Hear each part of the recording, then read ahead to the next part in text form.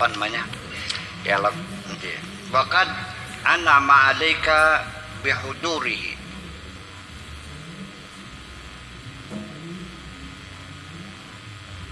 walam tufja bil jununi wa dhuhul. Allah telah memberikan kenikmatan kepadamu dengan kehadirannya, dengan keberadaan akal yang Allah berikan kepada kamu. Walam tuflih bil junun, sehingga kamu tidak menjadi gila, otaknya jejak, masih kenal ibu, kenal bapak, kenal anak, bisa ngitung duit, bisa usaha. Wadzuhur, dan kamu tidak pernah merasakan panik dan kekacauan pikiran. Syukurilah kenikmatan akal yang luar biasa itu. Aturidu fi basarika wahdahu kajabali uhudin dahabin atau kajabali uhudin dahaban. Kira-kira Anda mau nggak kalau matamu tak ambil, lalu tak kasih emas segede gunung Ciremai, tapi saya ambil matanya. Imbalannya nih gunung emas sebesar gunung Ciremai, emasnya mau nggak?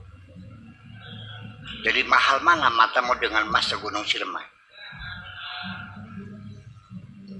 Tanpa engkau diberi mata, dunia ini semuanya hitam dan gelap gulita. Betapa sedihnya ketika matamu tidak bisa melihat bibir yang merah itu.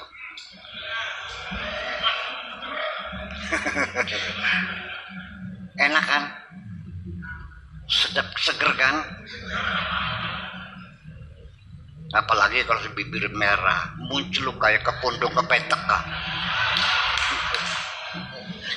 Tahu kepundung kepetek, belah dua tuh. No, itu yang paling hebat. Nikmatnya kita dikasih mata bisa melihat yang indah, melihat bunga-bunga, lihat kecantikan, lihat pemandangan alam yang indah, tak terhingga semuanya itu kamu syukuri. Atuhibbu bai'as samaika wajna tahlan, mau enggak kamu itu telingamu, pendengaranmu diganti dengan ukuran fiddah, perak sebesar tahlan, sebesar planet ini. Mau nggak dikasih perak sebesar bulan, tapi mata telingamu kucopot, nggak bisa mendengar, plong. Ya. Hal tashtari usur az-zahra bilisanika fatakunu abkama. Apakah engkau mau membeli istana Az-Zahra yang ada di Andalus di sana, istana yang sangat megah, bilisanika, dengan lidahmu, sehingga kamu menjadi bisu? Mau. Ini lagi mentakar berapa harga nikmat yang Allah berikan kepadamu. Ternyata tak terhingga. Itu. Hal tuqayidu biyadaika muqabila uqudil lu'lu wal yaqut litakuna aqta. Maukah kamu ditukar kedua tanganmu dengan seuntai mutiara dan yakut, lalu tanganmu buntung? Mau? Innaka fi na'imin amiqatin, fi ni'amin amiqatin, engkau sedang berada dalam kenikmatan yang berlimpah ruah. Amik itu dalam di sini, tapi bahasa Indonesianya nggak mungkin nikmat yang dalam, tapi kenikmatan yang berlimpah ruah. Itu. Wa afdalin jasimatin, dan segala kenikmatan yang luar biasa. Walakinnaka la tadri, tetapi sayang engkau tidak sadar. ta'ishu mahmuman maghmuman hazinan kaiban. Nikmat yang berlimpah ruah yang kau nikmati, tetapi kamu hidupnya dalam keadaan gelisah, kacau balau, sedih, dan merana. Kenapa? Kenapa? Rumahnya bagus, istrinya cantik, mobilnya mahal, uang di kantong penuh, tapi kenapa engkau menangis ketika itu? Kenapa? Kenapa kamu gelisah? Besok bagaimana? Kenapa engkau menangisi masa lalu, kesedihan yang dulu? Sampai waktu kecil engkau sering digebukin kakakmu, juga masih kau ingat. Kadang-kadang kau menangis. Goblok begini. Ada seorang perempuan datang kepada saya sambil menangis, menceritakan bahwa kapalnya tinggal 2 dan truknya tinggal 4. Rumahnya masih bagus. Masuk akal nggak ada orang punya kapal 2, punya truk 4, rumah bagus, nangis? Masuk akal nggak?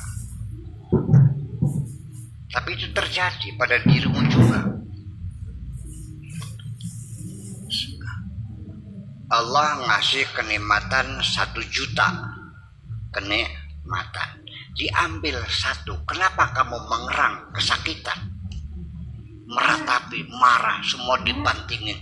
Hanya 1 kenikmatan yang hilang. Semua kenikmatan Allah hilang dalam pikiranmu itu. Pengecut kamu. Betul nggak? Anak 11 mati 1, nangis nggak?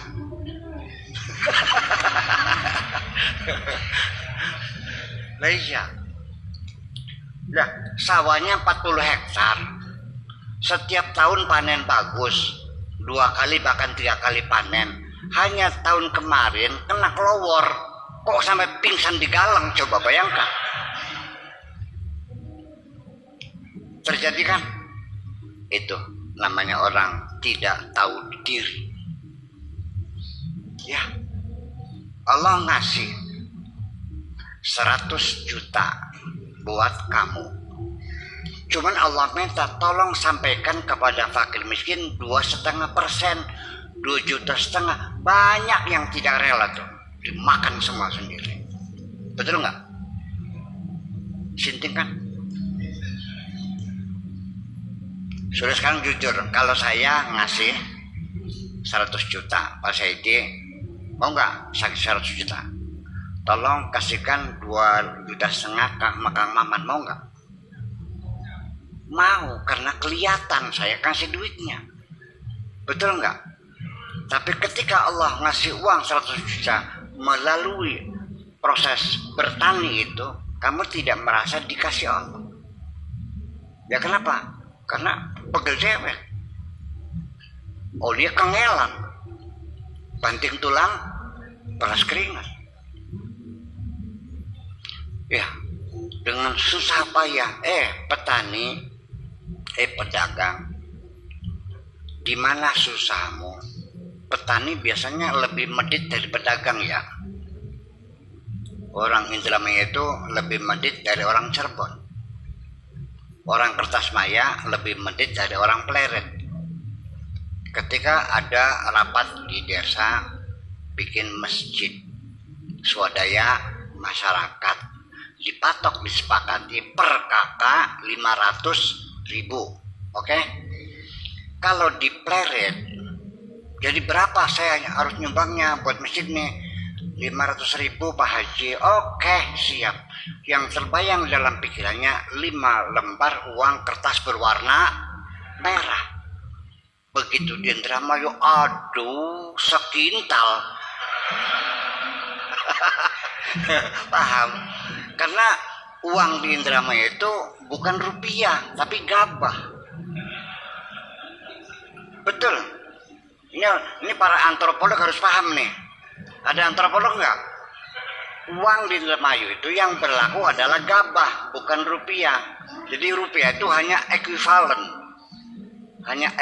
saja. Sok nanya sama orang beli tanah, berapa sebatannya? 5 kintal. Nggak bilang 5 juta, atau 5 kintal. Nggak bilang 2,5 juta, 5 kintal. Orang beli motor berapa? Ronton. karena mata uangnya itu adalah gabah.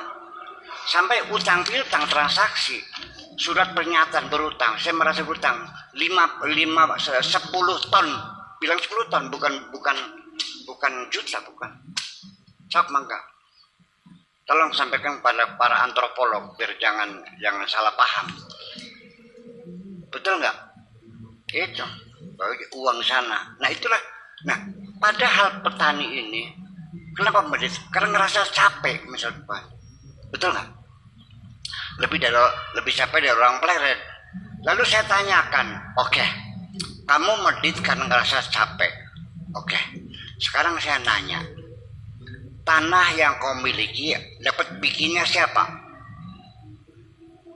Allah. Gabah yang kau tanam dapat bikinnya siapa? Lalu padi itu tumbuh yang menumbuhkan siapa? Diairi, pakai air apa? Air itu dari langit. Yang menurunkan air dari langit siapa? Lalu di mana lelahnya kamu? Ini dipegelek, leban dipegelek. Itu persoalannya. Jadi kita ini sulit mengakui kehebatan Allah. Rasa pegel, ini leban dipegelek. Petani itu pergi ke sawah itu paling banyak 15 hari. Betul nggak? Nanam, ngoyos, ngobat, panen, gebot. Betul nggak? Kalau pedagang tiap hari kan? Iya, itu persoalan. Kenapa? Karena mereka bergulat dengan tanah, berlumpur-lumpur, kan begitu. Dan itu semuanya tidak sadar. Itulah makanya orang yang tidak bersyukur itu oleh Allah disebutnya kafir dan akan dihukum oleh Allah. Jangan bilang qadar nikmat, kufur nikmat. Inna azabi lasyadid, itu artinya Allah mengancam akan kusiksa kamu dengan siksa yang sangat keras sekali karena kamu tidak bersyukur. Dari mana maksudnya qadar nikmat?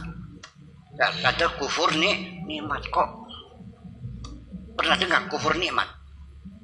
Qadar kan? Qadar. Inna azabil syadid, ancaman tak pendung seporet tasirake. Lah kan ya itulah persoalannya. Jadi dari mana qadar nikmat kufur?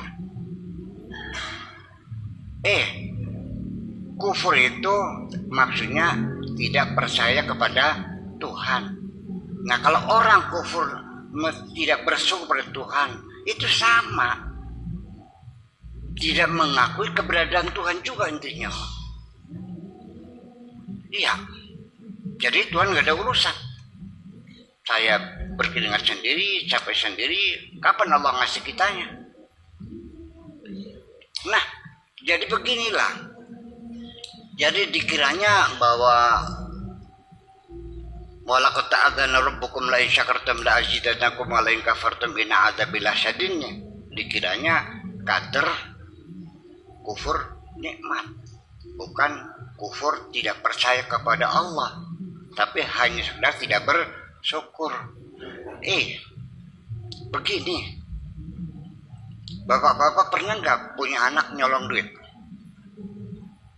ngambil duit kantong? Pernah nggak? Pernah. Pernah nggak anak berangkat dari rumah tapi nggak ke sekolah, tapi main dingdong di Cirebon? Mengkel nggak? Marah nggak? Oke. Semua kesan anak mencuri uang, tidak berangkat sekolah, macam-macam lah, berkelahi dengan teman-temannya. Orang tua marah kan?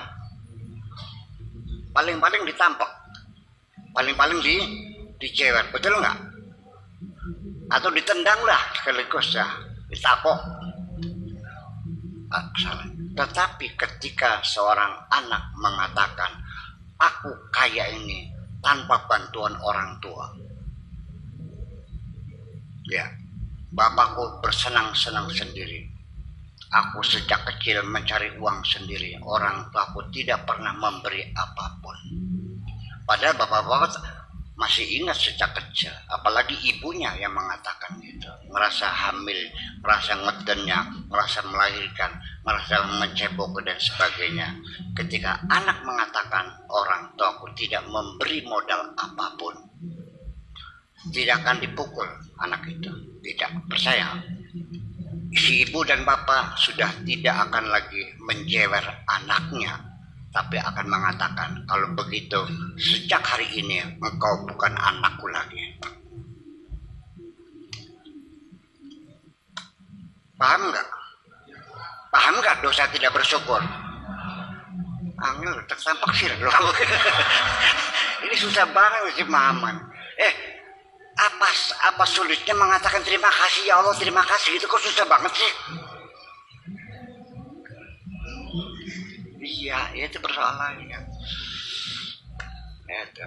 Ya, nanti kita bahas lebih mendalam lagi. Apa sebetulnya yang menghalangi Anda untuk berterima kasih pada Allah? Kok berat banget, ya kan? Ya itu. Ya artinya kita masih mencari ya ada apa gitu. Ya, jangan usbay, jangan. Usbay itu apa ya? Jangan. Ya. Jangan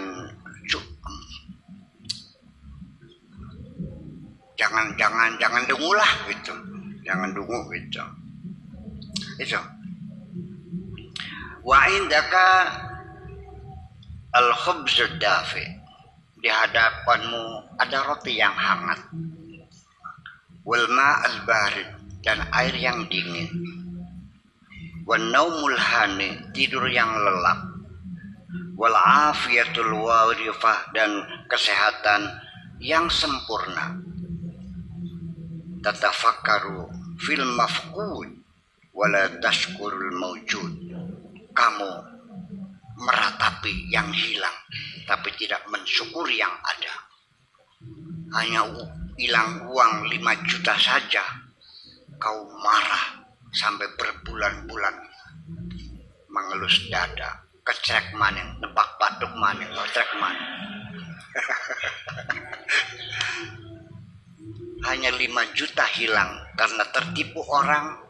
Semua kenikmatan Allah hilang dari pikiranmu dan engkau tidak menikmatinya semuanya, sehingga akhirnya makan tidak lahap, tidur tidak nyenyak, sebadan bujur gatel kabeh senaknya. Ngorek boleh.